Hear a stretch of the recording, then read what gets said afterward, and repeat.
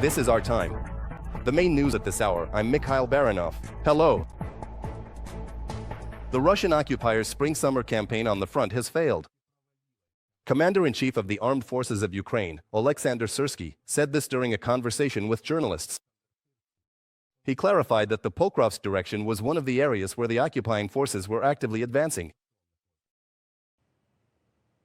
The enemy planned to achieve success in the main directions of their offensive by summer, to advance, take control by early autumn, create a buffer zone in the Kharkiv and Sumy regions, capture the Pokrovsk agglomeration, reach the borders of Donetsk region, and seize a number of territories in the Zaporizhia, Dnipropetrovsk, and Kherson regions. But these enemy plans were not realized thanks to the skillful actions of our soldiers, the competent and well-thought-out decisions of our commanders, the timely implementation of the core reform, and the effective strikes against the enemy's rear. It can be said that the Russian spring and summer campaign was essentially thwarted. Oleksandr Syrskyi, Commander-in-Chief of the Armed Forces of Ukraine. There were 200 combat engagements recorded on the front line over the past day. According to the General Staff of the Armed Forces of Ukraine, the situation remains difficult but under control in 4 sectors. A highest number of Russian attacks, 67, was recorded. Ukrainian forces repelled them in the Pokrovsk direction. In addition, 16 Russian assaults were repelled in the Toretsk sector, and 20 in the Lyman sector. In the Novopavlivka sector, 42. Another 9 in the North Slobozhansk sector, 7 in the Syrskyi sector, and 6 each in the Kramatorsk and Orekhiv sectors. Ukraine's Special Operations Forces destroyed a Russian Iskander missile system, as reported by the General Staff of the Armed Forces of Ukraine. The expensive Russian weapon was struck back on August 9. Ukrainian Special Forces struck hangars on the grounds of a former poultry farm in the Kursk region. There, Russia's 448th Missile Brigade was secretly storing Iskander missile systems. In addition to the launcher, 5 transport loading vehicles were turned into scrap metal, as well as a Panzer S-1 air defense system that was guarding the hangars. The attack also destroyed Russian warehouses and vehicles. The Russian army lost 940 soldiers in the war against Ukraine in the past day.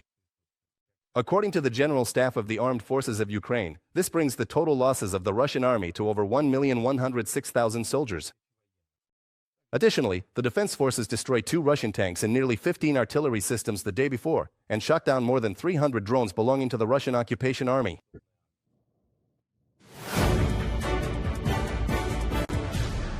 On the night of September 26, Russian occupiers launched 154 attack UAVs of the Shahid, Garin, and other drone types at Ukrainian territory. The air attacks were repelled by aviation, anti-aircraft missile troops, electronic warfare units against unmanned systems, as well as mobile fire groups of Ukraine's defense forces. A total of 128 Russian drones were neutralized in the north, south, east, and center of Ukraine. Russian forces attacked the Donetsk region in the suburbs of Kramatorsk, and the private sector suffered from Russian drones. In Sloviansk, a Shahid drone attacked the territory of one of the factories, and in Drushkivka, the Russians dropped an aerial bomb. As a result, a private home was completely destroyed, and about a dozen more were damaged, but there were no casualties. There wasn't a sound, nothing at all, just an explosion, and then the shockwave hit. The window shutters flew off. I told my husband, "Come on, let's go to the hallway, let's wait it out in the hallway." And then the smoke started coming in. We called the police, they came and shut off the gas. So the gas line was broken, right? Yes. They saw that kind of damage. A total of 10 houses were damaged by the Russian attack in the Sumy community. Early in the morning, the Russians dropped guided bombs on the region. There were no casualties. Local authorities warned about possible disruptions to electricity and gas supplies. Later, a Russian drone attacked a gas service vehicle that had arrived to inspect the area after the airstrike. No one was hurt, they managed to hide after hearing the sound of the approaching drone. But the vehicle was completely burned. One person was killed as a result of the massive strike by the Russian army on Kherson. The enemy shelled the central district of the city with aircraft. 6 bombers were used. According to the city military administration, 70 private houses in several apartment buildings were damaged. More details about the aftermath of the attack in the report by Frontline. Since morning, Kherson has been under a massive attack by the Russian army. Russian occupiers dropped about 12.5 guided aerial bombs on the central district and the suburbs. God, it was so loud, I was praying. God, it was so loud, I was praying and asking, Lord, I was born during the war myself, in 1943. As a result of the airstrikes, several apartment buildings and more than 70 private houses were damaged. Utility services and local residents are dealing with the aftermath of the attack. In the apartment, Everything fell down for me too. From the wardrobe, all the furniture, I went out to look at the windows, and I see something flying toward the hatch. I ran back in, and then, bang, the windows started falling. The blast wave came in here, and everything just started collapsing. After the airstrikes, the enemy army began shelling the city with artillery. One of the shells hit a city bus, injuring a 48-year-old woman. She is currently in the hospital. Again, there were two, then after 15 minutes, more came. The intervals were about 2 minutes. And one of them hit the minibus. Yeah, that's what happened. We had already stepped outside when it hit like that. Well, the second to last one, yeah, I was standing by the curb with my bag. I pressed up against the wall with a smile, and I immediately realized that the building had been hit. Just a couple of hours later, there was another artillery strike, and once again, the central district of Kherson was under fire. A Russian shell hit a high-rise building directly. The apartment on the 5th floor was completely destroyed. The owner of the apartment was at home at the time and miraculously survived. There, another hit. And the blast wave immediately threw me into the bathroom. And that was it. Black smoke everywhere. Nothing to breathe, toxic gases. I couldn't get out. The door had been blown off its hinges. Over there, it's intact, but the keys don't work. No, there used to be a whole room there. If I had stayed in the room for 3 or 4 more seconds, that would have been it. All city services are currently working at the scene. Local residents are also helping to clean up after the shelling. Oksana, the director of the kindergarten, says that on her first day of vacation, she was with her colleagues. They were celebrating their professional holiday. As soon as she found out what had happened, she immediately came home. Now we've checked in with everyone, asking how they're feeling. I got here very quickly. All the emergency services were already here from the very beginning. A lot of respect for the work done by our city. Apartments were destroyed, and our residents' cars burned down. This is people's work, their lives, unfortunately. But we believe in a swift victory. Kherson is unbroken and celebrated its birthday. Despite all these terrible events, we're holding on. This won't break us. According to the regional prosecutor's office, a 74-year-old woman died. She was in the yard at the time of the strike. 2 more civilians were injured, and medics provided assistance on the spot. Darilai Tovchenko from Kherson for Freedom TV channel.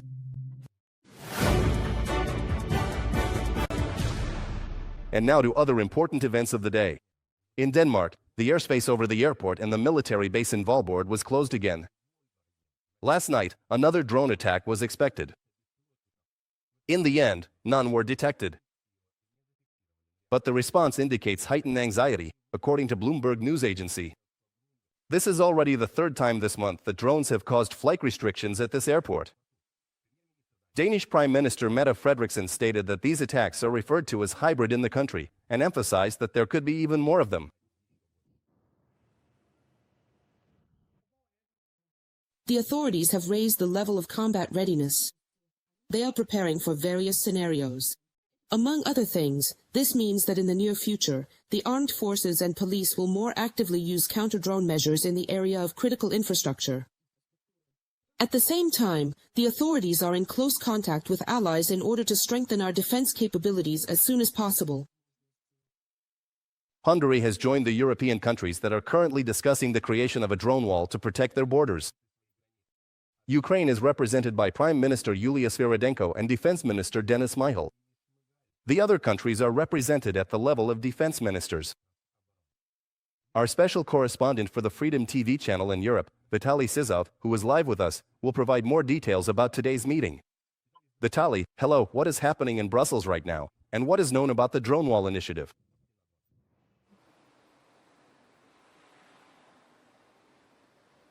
Good afternoon, Mikhail. Indeed, this meeting took place, and it was held on the topic of creating a drone wall on the eastern flank of the European Union. The session was held online under the chairmanship of the European Commissioner for Defense, Andrius Kubilius. He is currently on a working trip to Finland. This meeting is taking place, as you already mentioned, against the backdrop of numerous incidents of Russian drones and aircraft violating the airspace of the European Union. On the eve of this meeting, the European Commission outlined the main objectives of this session at the level of defense ministers.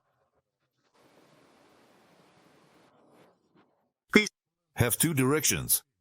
One of the tasks we need to solve is detecting drones as they approach. This is not so simple. We're not talking about large fighter jets approaching us. No, we're talking about the latest technological developments. And these drones first need to be detected, and then the second task is how to counter them.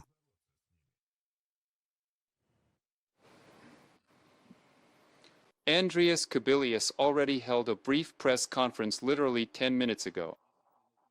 He said that the drone wall should become part of a project to control the eastern flank. This project includes the drone wall, which is about air control. There will also be increased control on the ground and enhanced security at sea. Initially, Estonia, Latvia, Finland, Lithuania, Poland, Romania, Bulgaria, Denmark, and of course, Ukraine were supposed to participate in the meeting. But later, Hungary and Slovakia also joined them. For several days, unidentified unmanned objects, drones, or some other unknown aircraft or equipment interfered with the operation of Denmark's airports. Among them, as Mikhail mentioned, were the airports of Aalborg and Copenhagen. The Danish Minister of Defense commented on this incident. He sees this as nothing other than pressure on Denmark.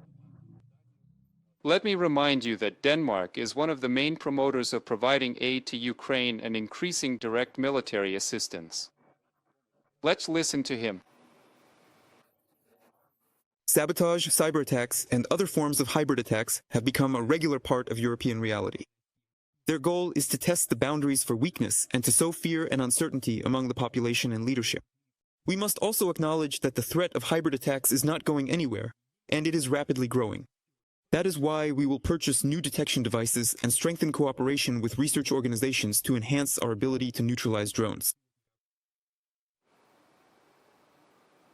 There is no doubt in the European Union, despite all of Moscow's statements claiming it is not involved in these incidents. In Brussels, Denmark, and Finland, where the European Commissioner for Defense is currently located, there is no doubt that Russia is behind these unfriendly and aggressive actions. The suspicion is obvious. This is part of Putin's strategy. Although, as I already said, in this case we can't say anything specific, but it's part of what we experience every day. We're not at war, but there is no real peace anymore either. But we're being attacked in a hybrid way through disinformation campaigns, and now also with drones. This is the reality we face and have to deal with. Let me also clarify that the meeting was planned to be divided into two parts. During the first part, the Ukrainian side was supposed to present their developments in drone detection, counter-drone measures, and all the technical defense aspects. Then, in the second part, in the format of the European Union, with EU countries, they were to discuss how to use this experience to strengthen the defense of the European Union.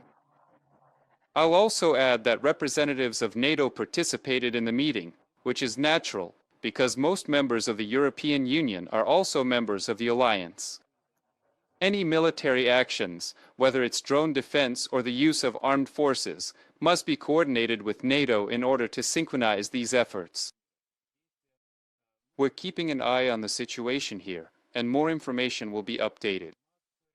I have no doubt about that. New information is coming in, and in the evening broadcasts will present a broader picture of this meeting. But to sum up, I can add that right now the European Union is actively considering how to create a unified air defense space in which Ukraine would play an important role and would, in fact, be an integral part of this space. Mikhail. At the moment, the details of the working meeting of representatives from European countries on the creation of the so-called drone wall were reported by Vitaly Sizov, special correspondent for the TV channels broadcasting from Europe.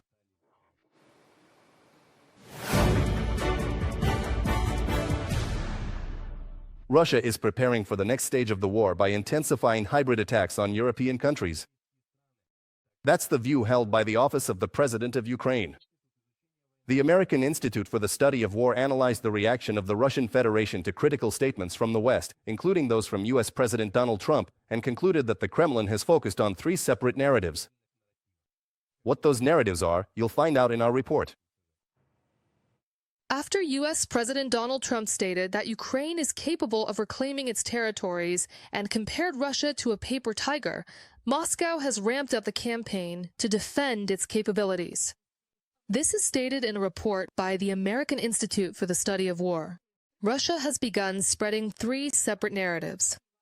These are the Kremlin's unwavering commitment to its initial military objectives, the inevitability of the so-called victory of the Russian Federation in the war against Ukraine, and the claim that the United States should supposedly focus on bilateral economic relations with Russia. Russia has launched a multifaceted information campaign aimed at concealing Russia's economic weakness, which was accurately identified by U.S. President Donald Trump.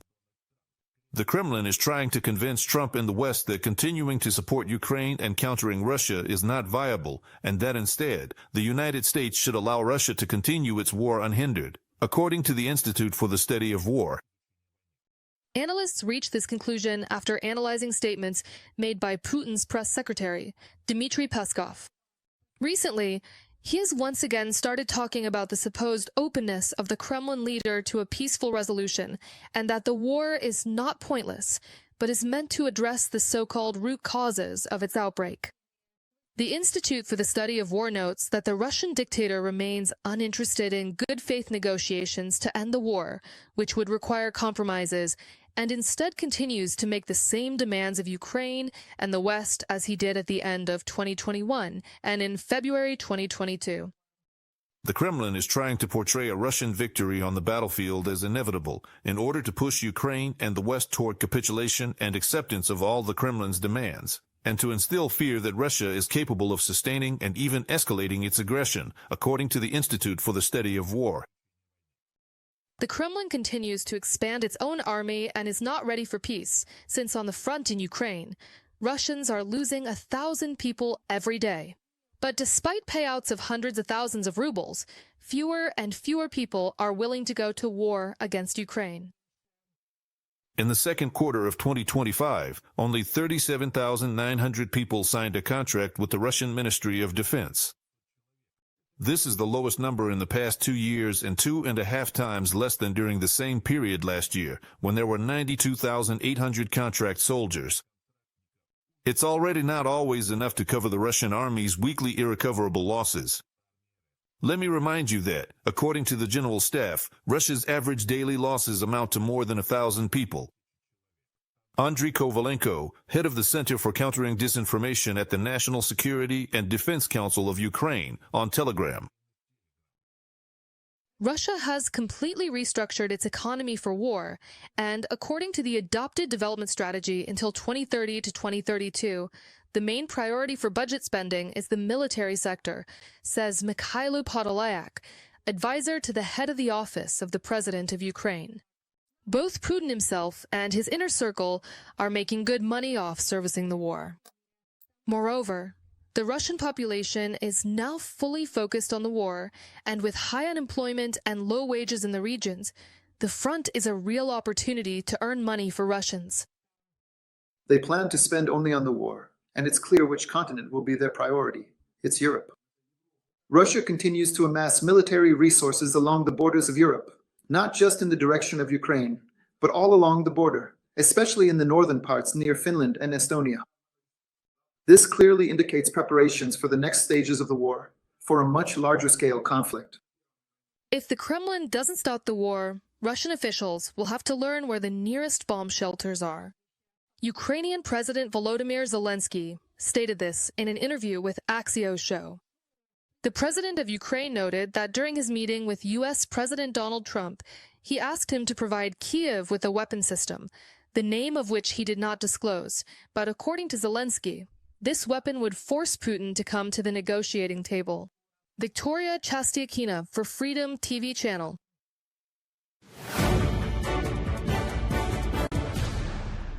Turkey must stop buying Russian oil. U.S. President Donald Trump made this appeal to Turkish leader Recep Tayyip Erdogan during a meeting at the White House. Trump noted the good cooperation between Ankara and Washington in the field of trade, but reminded that Russia is waging a full-scale war against Ukraine, which has claimed 1 million lives. Therefore, he said, supporting Moscow by purchasing its oil is unacceptable.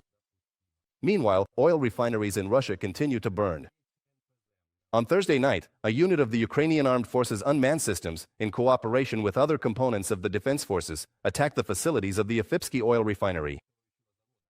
This information was confirmed by the General Staff of the Ukrainian Armed Forces, who emphasized that a fire broke out at the facility.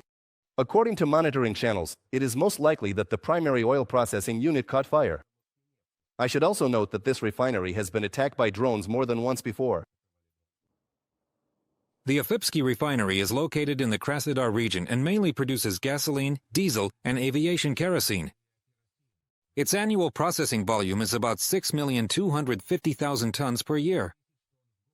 The facility is involved in supplying the Russian occupation army. A hit and a fire have been confirmed. The extent and details of the damage are being clarified.